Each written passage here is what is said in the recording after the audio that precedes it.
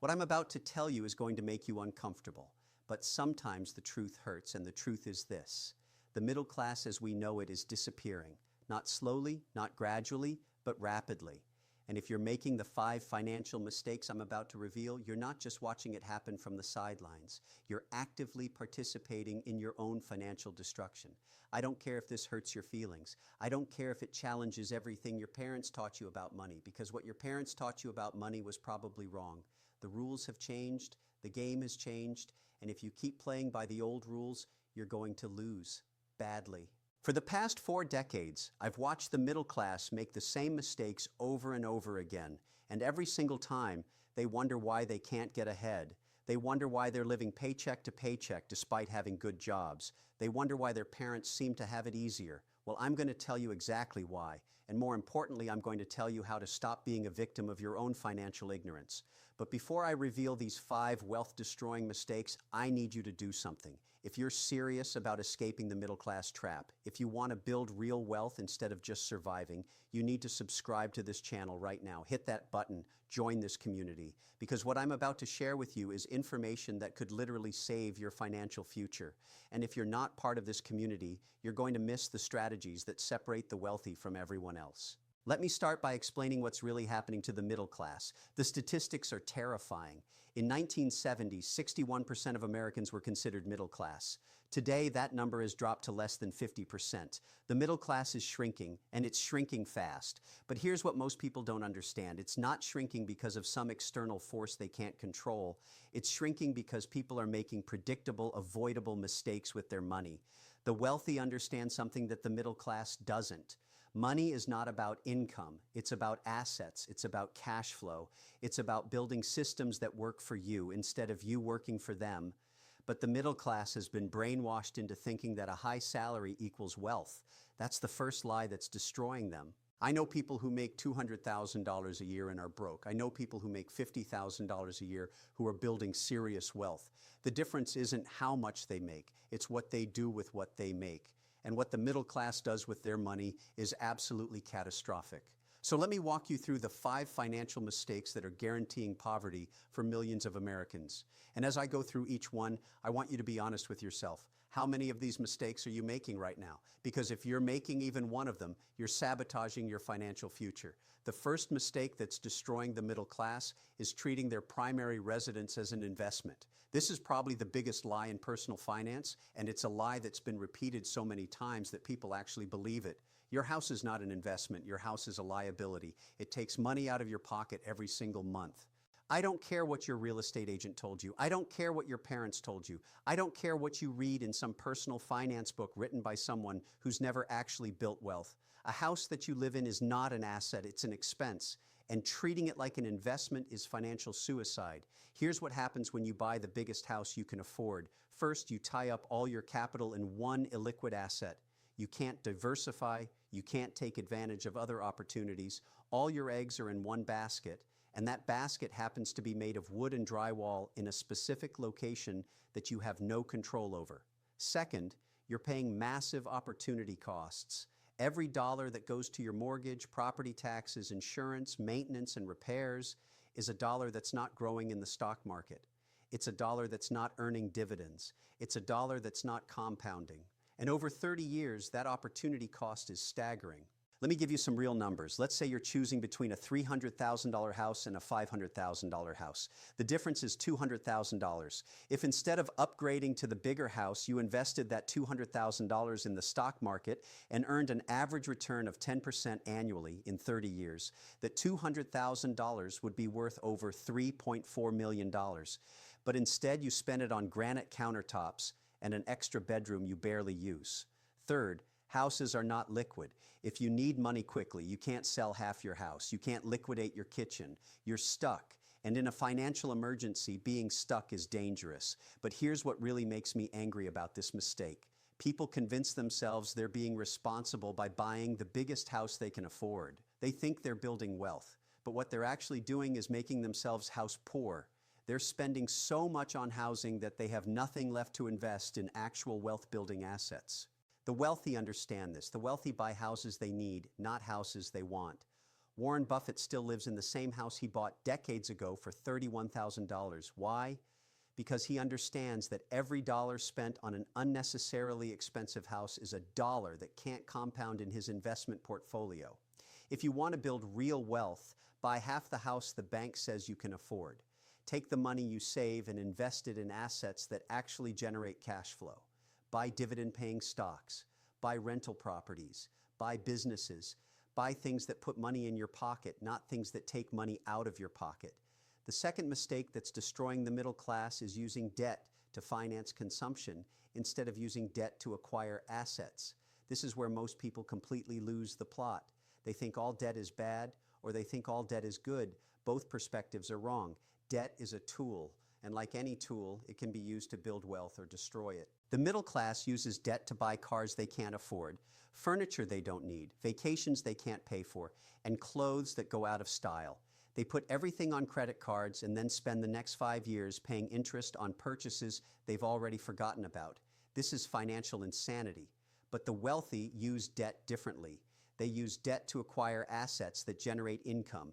They buy rental properties with mortgages because the tenants pay the mortgage while they build equity. They use business loans to expand operations that generate cash flow. They use margin to buy dividend-paying stocks when the yield exceeds the cost of borrowing. Here's the key distinction. Good debt puts money in your pocket. Bad debt takes money out of your pocket. If you borrow money to buy something that generates income greater than the cost of the loan, that's good debt. If you borrow money to buy something that requires you to make payments without generating income, that's bad debt. Let me give you an example. If you buy a $50,000 car with a loan at 7% interest, that car immediately starts depreciating. You're paying interest on an asset that's losing value. You're getting crushed on both ends. That's bad debt. But if you use that same $50,000 as a down payment on a $200,000 rental property that generates $2,000 a month in rent, and the mortgage payment is $2,500 a month, you're generating $500 a month in cash flow while building equity. That's good debt. The problem is, the middle class has been conditioned to think that debt is normal for consumption. They think it's normal to finance cars, furniture, electronics, and vacations. They think monthly payments are just a fact of life. This thinking is destroying them financially. Every time you finance something that doesn't generate income, you're stealing from your future self. You're taking money that could be invested in compounding and instead using it to pay interest on things that are probably worthless by the time you finish paying for them. Here's what you need to understand. Consumer debt is a wealth transfer mechanism from poor people to rich people. The banks that issue credit cards and car loans are owned by wealthy investors who get rich collecting interest from people who can't afford the things they're buying. If you want to build wealth, you need to stop being on the wrong side of this transaction. Stop borrowing money to buy things. Start saving money to buy things. And when you do borrow money, make sure it's to acquire assets that generate income. The third mistake that's destroying the middle class is having no emergency fund while taking on massive fixed expenses. This is probably the most dangerous combination in personal finance, and it's surprisingly common. People will stretch themselves to buy the biggest house they can afford, take on car payments, and commit to various monthly subscriptions and memberships, but they won't keep any cash on hand for emergencies. This creates a house of cards that collapses the moment something goes wrong, and something always goes wrong. You get laid off, you get sick, your car breaks down, the roof starts leaking, and when that happens, if you don't have an emergency fund, you're forced to make terrible financial decisions. You start putting expenses on credit cards, you borrow from your retirement accounts, you take out personal loans at outrageous interest rates, you might even be forced to sell assets at the worst possible time. All of these options are wealth destroyers, but they become necessary when you don't have cash reserves. The wealthy understand that cash is not just about returns. Cash is about options. Cash gives you the ability to handle emergencies without derailing your long-term financial plan. Cash gives you the ability to take advantage of opportunities when they arise. Cash gives you peace of mind, which allows you to make better decisions with your other investments. But more importantly, having an emergency fund prevents you from having to liquidate your wealth-building assets when life happens. If you're building a portfolio of stocks and something goes wrong, you don't want to be forced to sell your investments to pay for the emergency. You want to handle the emergency with cash and let your investments continue growing. Here's what I recommend. Before you invest a single dollar in stocks, bonds, or real estate, build an emergency fund of at least 6 months of living expenses. Some people think this is too conservative, but I've seen too many people lose everything because they didn't have enough liquidity when they needed it. And here's the key. Once you build that emergency fund, don't touch it unless it's a real emergency. A vacation is not an emergency. A new car because you're tired of your old one is not an emergency. Home improvements are not emergencies. An emergency is something that threatens your health, your safety, or your ability to earn income. The fourth mistake that's destroying the middle class is prioritizing consumption over investment. This is where human psychology really works against people. We're wired to value immediate gratification over long-term benefits. We'd rather spend money on things we can enjoy today than invest money for benefits we might enjoy decades from now. But here's the brutal truth. Every dollar you spend on consumption is a dollar that can't compound and grow into wealth. Every restaurant meal, every vacation, every piece of clothing, every gadget represents a choice between present enjoyment and future financial freedom. The middle class makes this choice wrong over and over again. They prioritize lifestyle over wealth building.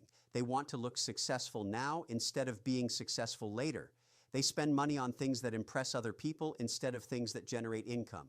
I'm not saying you should never enjoy your money. I'm saying you should be strategic about it. You should invest first and consume second.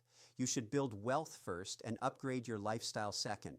Because if you do it backwards, you'll never build wealth at all. Here's a framework that wealthy people use. They pay themselves first. Before they pay any bills, before they buy anything, they invest a percentage of their income. Only after they've invested do they use the remaining money for expenses and consumption. The middle class does this backwards. They pay all their bills first, they spend money on whatever they want, and then they invest whatever's left over. The problem is there's usually nothing left over. Or if there is, it's such a small amount that it doesn't make a meaningful impact on their wealth building. Let me give you some numbers that might shock you. If you invest $500 a month for 30 years and earn an average return of 10% annually, you'll have over $1 million. But most people can't find $500 a month to invest because they're spending it on stuff they don't need. They're spending $200 a month on restaurants. They're spending $150 a month on subscriptions and memberships they barely use. They're spending $100 a month on clothes they don't need. They're spending $300 a month on car payments for cars that are nicer than necessary. Add it all up, and they're spending way more than $500 a month on consumption, but they can't find $500 to invest. This is the mentality that keeps the middle class stuck. They think they need to maintain a certain lifestyle now, so they never build the wealth that would allow them to afford a better lifestyle later. They're trading long-term wealth for short-term status. The fifth and final mistake that's destroying the middle class is failing to understand the difference between assets and liabilities. This is fundamental, but most people get it completely wrong. An asset is something that puts money in your pocket. A liability is something that takes money out of your pocket. It's that simple. But the middle class has been taught to think of things like their house and their car as assets. These are not assets, these are liabilities. Your house takes money out of your pocket every month in the form of mortgage payments, property taxes, insurance, maintenance, and repairs. Your car takes money out of your pocket every month in the form of payments, insurance, gas, maintenance, and depreciation. Real assets generate income. Dividend-paying stocks are assets because they pay you quarterly. Rental properties are assets because tenants pay you monthly. Businesses are assets because they generate profits. Bonds are assets because they pay interest. The wealthy focus on acquiring assets. The middle class focuses on acquiring liabilities while thinking they're assets. This fundamental misunderstanding is why the wealthy get richer and the middle class gets poorer. Let me give you a practical example of how this works. Let's say you have $50,000 to deploy. The middle class mentality would be to use that money as a down payment on a $250,000 house. They think they're making an investment, but that house is going to cost them money every month for the next 30 years. The wealthy mentality would be to use that $50,000 to buy dividend-paying stocks that yield 4%. That generates $2,000 a year in passive income, or about $167 a month. And unlike a house, that income grows over time as companies increase their dividends. Plus, the stocks can be sold instantly if needed, and they don't require maintenance, property taxes, or insurance. Which scenario builds wealth faster? The one where you're generating income every month, or the one where you're paying expenses every month? The answer is obvious, but most people choose the wrong path because they don't understand the difference between assets and liabilities. Here's what you need to do if you want to escape the middle class trap. Start thinking like an investor instead of thinking like a consumer. Before you buy anything, ask yourself, is this an asset or a liability? Will this put money in my pocket or take money out of my pocket? If it takes money out of your pocket, think very carefully about whether you really need it. If it puts money in your pocket, consider whether it's a good deal compared to other opportunities. The wealthy play a completely different game than the middle class. The wealthy buy assets that generate income. They use that income to buy more assets that generate more income. They reinvest their profits instead of spending them on consumption. And over time, their income-generating assets grow large enough to support whatever lifestyle they want. The middle class plays the opposite game. They work for money, they spend that money on liabilities that look like assets, and they wonder why they never get ahead. They're running on a hamster wheel, working harder and harder, but never actually building wealth. But here's the good news. You can change this pattern starting today. You can stop making these 5 mistakes. You can start thinking like the wealthy instead of thinking like the middle class. It's not about how much money you make. It's about what you do with the money you make. Stop treating your house like an investment. Buy the smallest house that meets your needs and invest the difference. Stop using debt to finance consumption. Use debt strategically to acquire income-producing assets, if at all. Build an emergency fund before you start investing, and don't touch it unless there's a real emergency. Prioritize investment over consumption. Pay yourself first, then pay your bills, then use whatever's left for discretionary spending. And most importantly, learn the difference between assets and liabilities. Buy things that put money in your pocket, not things that take money out of your pocket. These changes won't make you wealthy overnight. Building wealth is a slow, methodical process that requires discipline and patience. But if you stop making these 5 mistakes, you'll be amazed at how quickly your financial situation improves. You'll stop living paycheck to paycheck. You'll start building real wealth. You'll gain options and financial freedom. And most importantly, you'll stop being a victim of your own financial ignorance. The middle class extinction is real, but it doesn't have to include you. You have a choice. You can keep making the same mistakes that guarantee poverty, or you can start making the decisions that build wealth. The choice is yours, but you need to make it now. Because every day you wait is another day of lost compounding. Every month you delay is another month of missed opportunities. Every year you postpone making these changes is another year closer to financial disaster. The wealthy understand that time is their most valuable asset. They start building wealth early and they let compound interest do the heavy lifting. The middle class waits until it's almost too late, then panics because they don't have enough time to build wealth the slow, steady way. Don't be part of the middle class extinction. Don't be another casualty of financial ignorance. Take control of your money before it's too late. Start making the decisions that build wealth instead of the decisions that destroy it.